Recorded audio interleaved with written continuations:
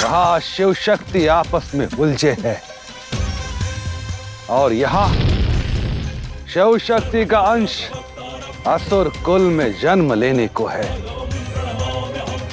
वो अंश जो आने वाले भविष्य में समस्त असुर कुल का स्वर्णिम इतिहास रचेगा। वो अंश जो साक्षात शिव और शक्ति को सदा सदा के लिए शक्तिहीन करेगा, शक्तिहीन करेगा, शक्तिहीन करेगा। देवी संभालिए अपने आप को। देवी, हम बात करेंगे, हम सब समझाएंगे महादेव को। कुछ करने की आवश्यकता नहीं है। यदि मुझे महादेव का प्रेम स्वीकार है तो उनका दंड भी। भले ही महादेव मुझसे बात ना करे, किंतु मैं गुरु शुक्राचार्य और असुर माता दिति को रोकने अवश्य जाऊंगी। जिस उद्देश्य के लिए कैलाश से निकली हूं उसे पूर्ण अवश्य करूंगी।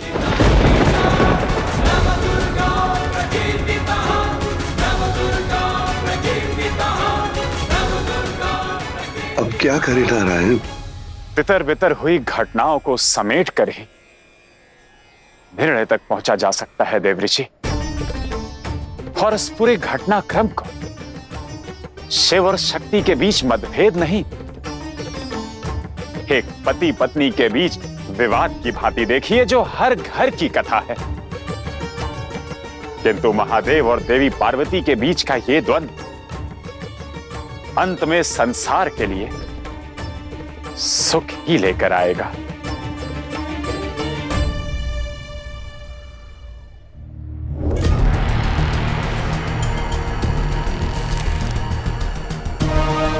असुर माता, मैं बाहर जाकर इस गर्भधारण हवन की सुरक्षा करता हूं।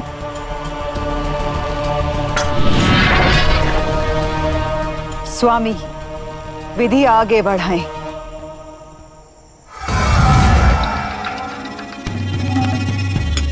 सबसे पहले शिव शक्ति के अश्रु और श्वेत हवन के इस पवित्र पात्र में डालो।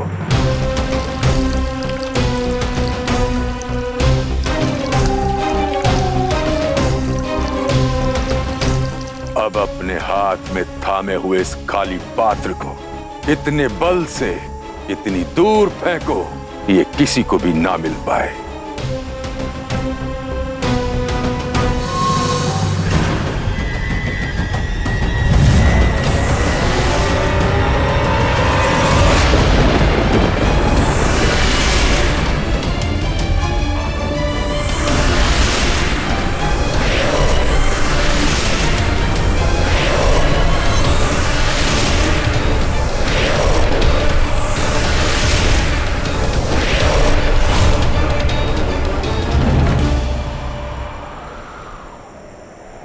वायुमंडल में अकस्मात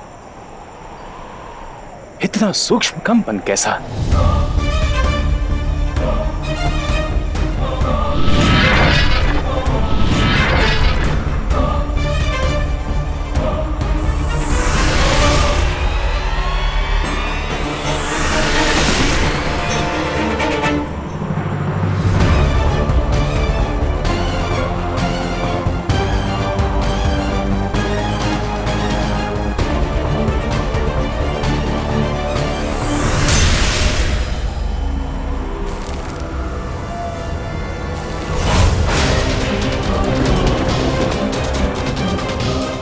नहीं, ऋषि कश्यप और असुर माता दिति ये अनर्थ नहीं कर सकते। शिव शक्ति के अंश से असुर कुल का दीप नहीं जला सकते। मुझे उन्हें चिताना होगा। जो हो रहा है उसे होने दीजिए नारायण।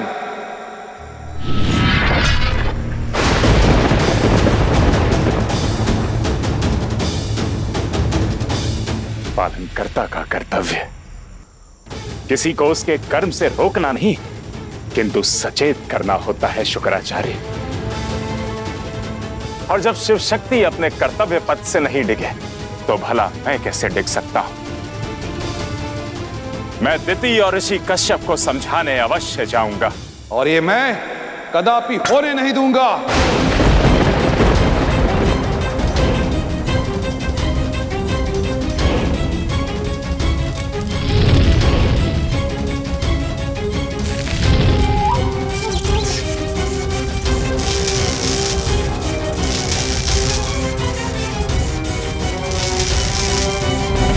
यदि युद्ध करने आए हैं तो कीजिए युद्ध शुक्राचार्य।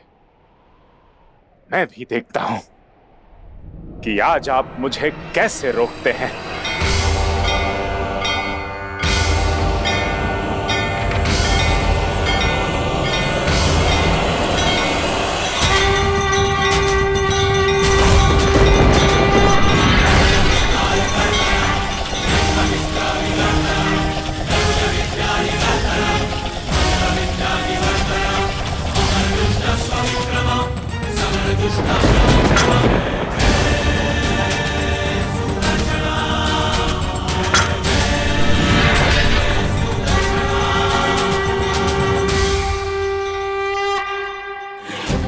मैं आपसे युद्ध नहीं करूंगा। मैं युद्ध के स्थान पर आपसे भिक्षा मांगूंगा। अपने भक्तों की, अपने भिक्षुकों की आराधना मांगने वाले नारायण क्या मेरी आराधना का सम्मान नहीं करेंगे? मेरे माता पिता परम भक्त है आपके। यदि मेरी माता ने, मेरे पिता ने या स्वयं मैंने क्षण भर के लिए सच्चे हृदय से आपकी आराधना की हो तो कृपा करके मुझे ये वचन दीजिए कि आप ना ही कुछ करेंगे और ना ही किसी से कुछ कहेंगे।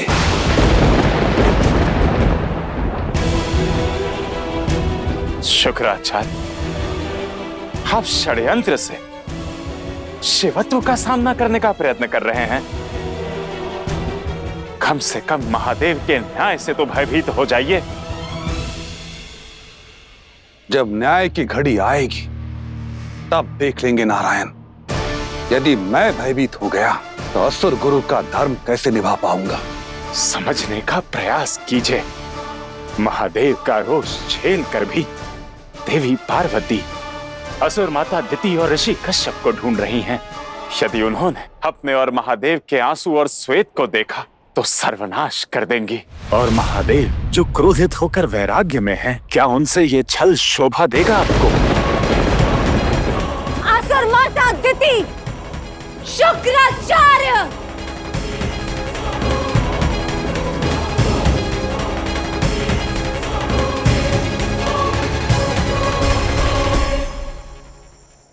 अपने आराध्य से छल का पाप स्वीकार है मुझे। देवी पार्वती के क्रोध को संभालना स्वीकार है, किंतु किसी भी स्थिति परिस्थिति में पीछे हटना कदापि नहीं।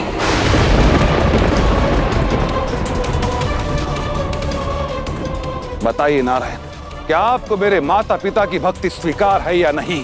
ये हट उचित नहीं है शुक्राचार्य। नारायण, अंतिम बार आपको विनती कर पूछ रहा हूं नारायण, यदि आप ना माने तो मैं इसी क्षण अपने प्राणों की आहुति दे दूंगा।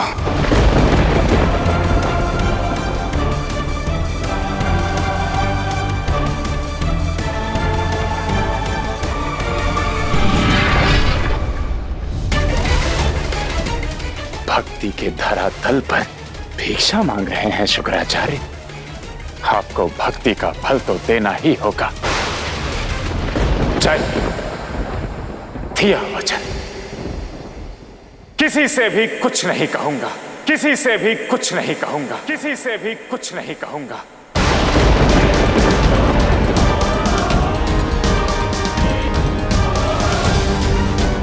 कोटि कोटि धन्यवाद नारायण आपके।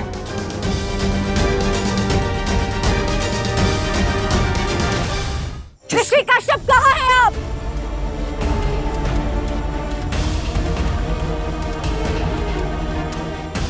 मुझे किसी भी प्रकार से आदि शक्ति स्वरूपा देवी पार्वती को रोकना होगा।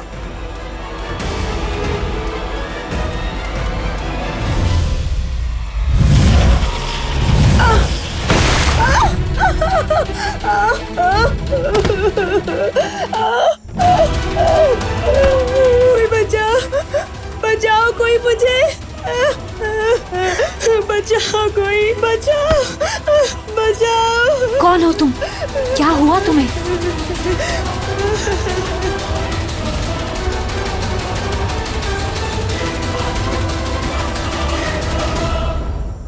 शुक्राचार्य देवी पार्वती को रोककर अपनी भूमिका निभा रहे हैं। असुर माता दिति और ऋषि कश्यप असुर पुत्र का निर्माण कर रहे हैं। मुझे भी अपनी भूमिका निभानी होगी। यदि शिव शक्ति के आंसू और श्वेत की एक बूंद भी मिल जाए तो इस अनर्थ की घाट मिल जाएगी।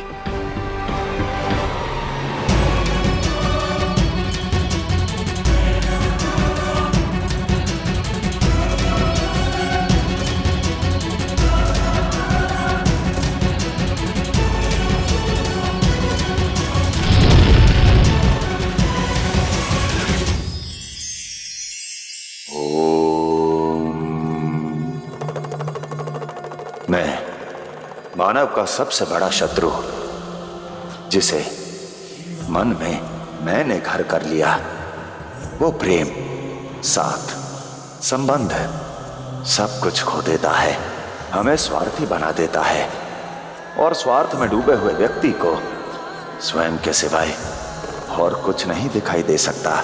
इसलिए मन पर कभी भी मैं को हावी ना होने दें। स्वयं के साथ साथ समाज की भी चिंता करें, तभी ये संसार स्वर्ग सा सुंदर हो जाएगा।